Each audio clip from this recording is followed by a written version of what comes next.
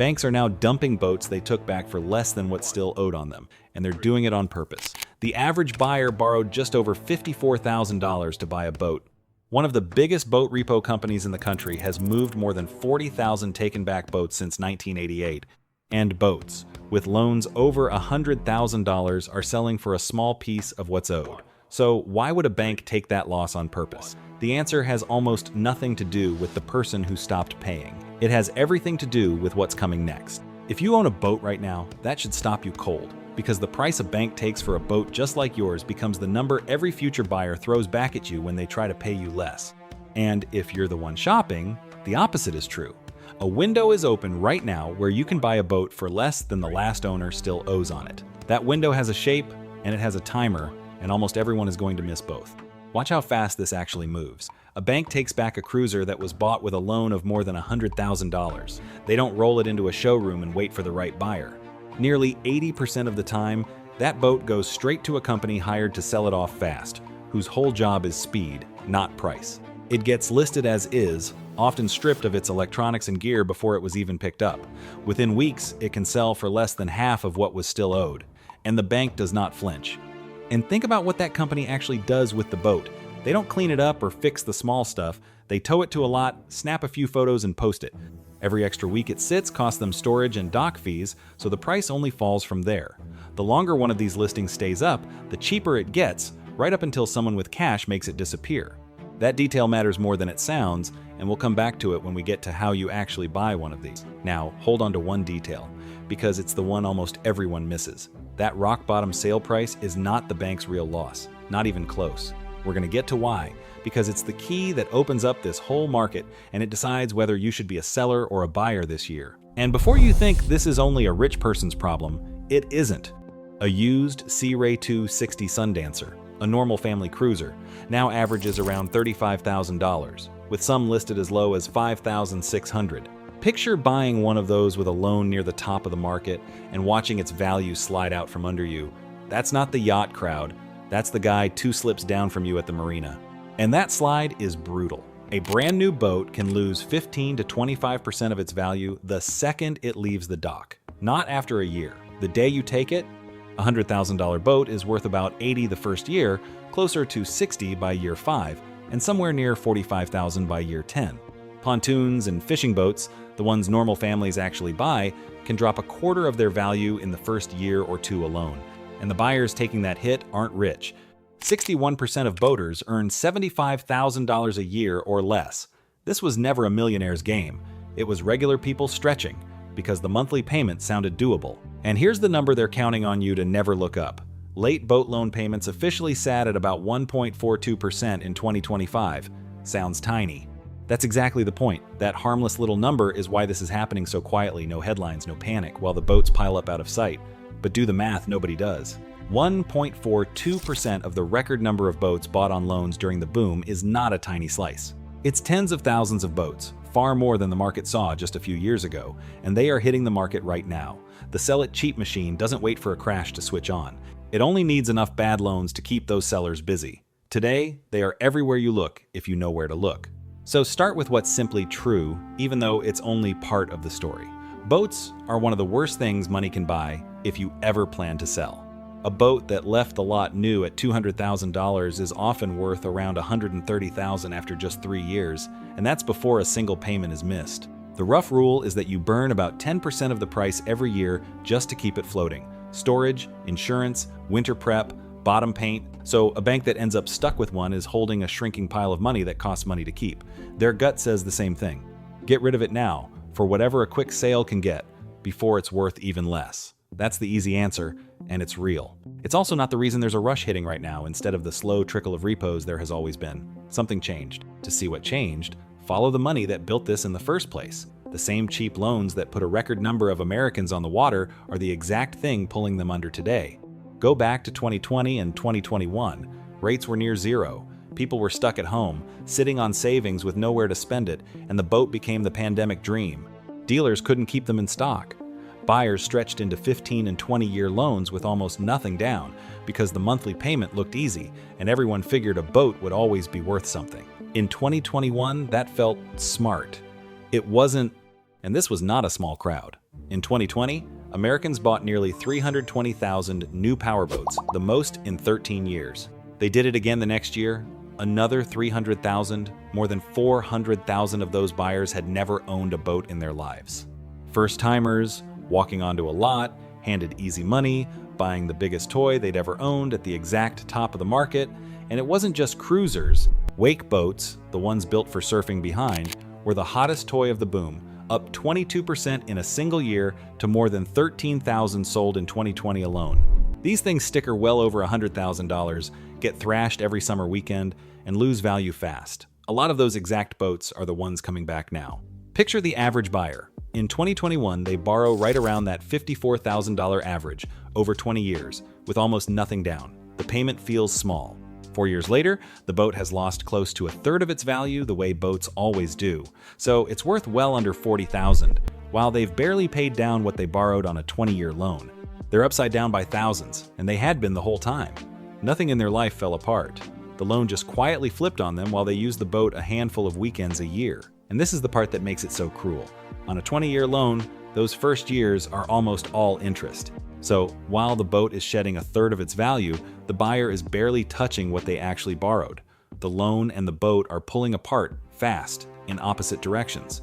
By the time the two finally cross and they own more than they owe, the boat could be 10 years old. Almost nobody runs that math before they sign. The bank already ran it. Then the trap set itself in two moves. First, rates climbed. The average boat loan today runs about 8.4%, which means anyone trying to swap into a new loan to get out of trouble now pays far more than they did going in. There is no cheap way out anymore. Second, buying slowed. New boat sales fell roughly 10% in a single year, and that was the second crack, not the first. Sales had already dropped about 14% back in 2022, down to roughly 190,000 boats, the moment the pandemic rush wore off. The market had been softening for years before the repos started stacking up, and the people who bought at the very top were the last to find out. And when buying of new boats drops, the value of every used boat drops right behind it. The way out got more expensive, and the boat got worth less at the exact same time. The obvious story is that these owners just couldn't make the payment. Some couldn't, but that is not the real cause, and this is the part that changes how you should read the whole market. The problem was never just missed payments, it's that the loan was underwater almost from day one. Stretch a boat over 20 years, put 5% down, and you owe more than the boat is worth for most of the first 10 years because the boat loses value faster than you pay the loan down. So the moment an owner needs out, a lost job, a divorce, a health scare, they hit a wall. They can't sell for what they owe. They can't get a new loan at 8.4%. So they hand back the keys, and the bank is stuck with a boat worth less than the loan wrapped around it. Now multiply that by every boat sold with too big a loan during the boom. You don't get a trickle. That backlog is the wave. If this is the kind of breakdown you're not getting from anyone trying to sell you a boat, take a second to subscribe, because the next part is the piece that actually protects your money. Because while buyers were out hunting for a deal, the banks were running a totally different set of numbers, and once you see their math, you'll know exactly when to move. And the timing matters as much as the price. Buy at the wrong moment and you're bidding against a crowd. Buy at the right one when the lot is full and the season is ending, and you might be the only person in the room with cash. That difference can be tens of thousands of dollars on the very same boat. Stay with me, because the reason banks move when they move is the whole key to timing your side of it. Look at what a bank actually sees when a boat lands back on their books. It's a boat that only sells well a few months a year. It costs them to store, to insure, to keep up, and every month it sits, it's worth less. And that isn't a small thing. The same depreciation clock that buried the last owner keeps running while the bank holds the boat. Every week it sits on a lot, it's worth a little less than the week before, and the storage bill keeps climbing. So the bank is racing its own boat to the bottom. Wait too long, and there's barely anything left to sell. The biggest of these sell-off companies have handled tens of thousands of these boats going back decades, and the playbook never changes. Move it fast, take the cash, close the file. Waiting for a better price is a bet they know they'll lose, because the boat will be cheaper by the time that better buyer shows up. So they price it to sell this week, not to break even. That's how a Sea Ray Sundancer that cost near $300,000 new can show up on the used market for under $90,000 on average, and a taken back one can come in under even that. It's also why so many of these boats carry marked titles, salvage or rebuilt stamps that scare normal buyers off and crush the price even more. To a seller like this, a scared buyer is fine. They only need one bidder with cash. And these numbers are sliding in real time. Back in 2021, a used 2019 Sundancer 320 sold for around $115,000 on average. Today, that same boat, only a few years older, brings closer to $92,000. That's over $20,000 gone while it sat in a slip, and nobody even repossessed that one. And this is where the average person gets shut out, not by price, but by access. These boats rarely show up where you'd think to look. They move through outside sell-off companies, credit union sale pages, and quiet boat auction listings spread across dozens of places that don't talk to each other. No single site holds them all, and the best deals often sell before they're ever really advertised. The people cleaning up here aren't smarter than you. They just know where the boats appear, and they move before the crowd does. Think about the head start that gives them. While you're checking one big boat site, they're calling 3 credit unions, watching 2 liquidator lots, and setting alerts on auctions that never show up in a normal search. By the time a great boat hits the public listings, they've often already seen it, checked it, and passed or pounced. The boat you think is a fresh deal has usually been picked over by someone faster. And if you think this is only a boat story, look one lane over. In the car world, more than 2.2 million cars were taken back by the end of 2025, with the riskiest borrowers falling behind at rates not seen in decades. Same sickness, same cause. Long loans, tiny down payments, blown-up prices, and buyers who went upside down the second the market turned. Boats are just the version of that story nobody is putting on the evening news, because a taken-back bass boat doesn't look on camera like a lost house. And it feeds itself. Every cheap repo that sells sets the new going rate for that exact boat. So the next owner who needs out looks up their value, sees the number a bank just accepted, and finds out they're even deeper underwater than they thought. Some give up right there and hand back their own keys.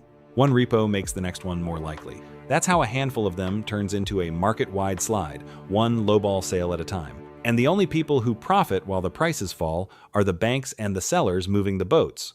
Now for the real answer. The number buried inside every one of these deals. When a bank sells your taken-back boat for less than you owe, that gap does not disappear. It becomes what's called a deficiency balance, and in most states, the bank can still legally come after the old owner for it.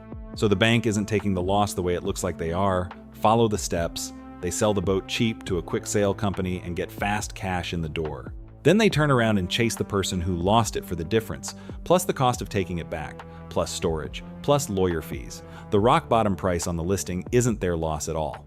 It's their power. That is why a bank will happily let a $100,000 boat go for $40,000. The $40,000 is real money in hand today. The other $60,000 is a debt that still has someone's name on it. That is the whole engine. Not panic, not stupidity. A cold, simple math where fast cash plus that leftover debt beats a slow sale on a boat losing value every single time. Think about what that means for the person who lost the boat. They don't just lose the thing they were paying for. They walk away still owing thousands on a boat someone else is now driving, with a wrecked credit score stapled on top. That's the part the shiny boat show never mentions. Getting out costs far more than getting in. And that leftover debt doesn't just vanish next year. A repossession can sit on someone's credit for up to 7 years, quietly raising the cost of every car loan, every mortgage, every card they touch for the better part of a decade. They lose the boat in an afternoon. They pay for it long after it's somebody else's fun. So the question becomes, who wins and who loses when the math works like this? The losers are the ones you'd expect. Anyone who bought at the top on a long loan with little down is trapped, either paying on a boat worth far less than the loan or handing it back and getting chased for the leftover for years. Dealers lose too. Every cheap repo drags down the shiny new boats sitting on their lots, and those boats are not free to hold. Dealers pay what's called floor plan financing. Interest on every unsold boat sitting on the lot. So a lot full of boats nobody's buying quietly drains them every month. And it gets worse for them. Every repo that sells cheap becomes the number a shopper waves in the salesman's face. Why pay full price for a new one when a 2-year-old version, barely used, is sitting at a liquidator for half? So the cheap repos don't just sit near the new boats, they drag down the price of the whole lot. Dealers are now fighting their own returned inventory for the same shrinking pile of buyers. The winners are the people with cash and patience. If you can pay in full, you skip the loan trap that made this whole mess, and you become the exact buyer the system is now bending toward. A bank with a boat they need gone this week is not chasing top dollar. They're looking for you. But being that buyer is not as simple as showing up with money, and this is where the savings usually slip right back out of your hands. Picture it in real numbers. A boat a bank is still owed $90,000 on, sitting at a liquidator, priced at $55,000 because they need it gone before winter storage eats them alive. Pay cash, and you just bought a boat for less than the last owner owed, with room left over to fix what they let go. That's not a fantasy. That's a normal Tuesday for the people who know where to look. The only thing standing between you and that boat is knowing it exists before everyone else does. Remember, these boats sell as is. Nobody tuned them up. In a lot of cases, the owner saw the repo coming and stopped taking care of the boat months before it was taken, running it hard and fixing nothing. A boat that was let go before it was taken can quietly cost you thousands to fix, and that number can wipe out the whole savings you thought you were getting. A warning sign ignored is just a bill you haven't opened yet. And the boat itself is only half the risk. A repo can carry debts that have nothing to do with you and still land on your dock. Unpaid yard bills, an old loan that was never cleared off the title, a lien you never agreed to, quietly riding along with the boat. Buy it wrong and those become your problem the day you take the keys. This is the thing that turns a great price into a bad one, and it's the exact part the paperwork is built to hide. Remember that listing that kept getting cheaper the longer it sat? Sometimes it's cheap because the seller is desperate.